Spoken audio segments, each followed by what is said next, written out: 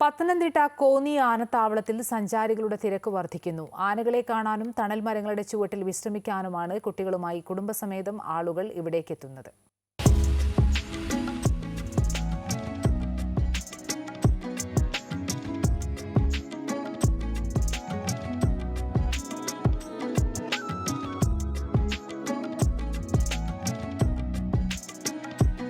ആനകളെ പരിശീലിപ്പിക്കുന്ന ആനക്കൂടും ആന മ്യൂസിയവും ഒക്കെയാണ് കോന്നി ആനത്താവളത്തിലെ കൗതുക കാഴ്ചകൾ.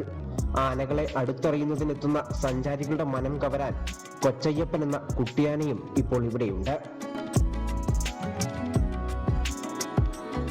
അവധിക്കാലം ആഘോഷിക്കാൻ കുട്ടികൾക്ക് നല്ലൊരു വിനോദസഞ്ചാര കേന്ദ്രമാണ്. ഇനി കുറേ കാര്യങ്ങളൊക്കെ മെച്ചപ്പെടുത്താനുണ്ട്. അതിന് ഒരു ഇത് കൊണ്ടുവന്നാൽ നന്നായിരിക്കും.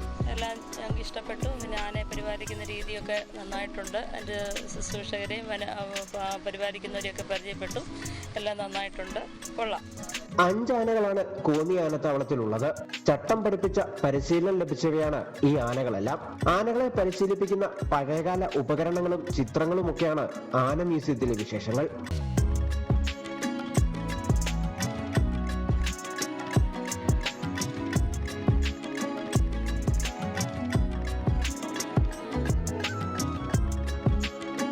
കുട്ടികളെയും കൊണ്ട് വന്ന് ഒരു എൻജോയ് ചെയ്യാൻ പറ്റിയ സ്ഥലമാണ്.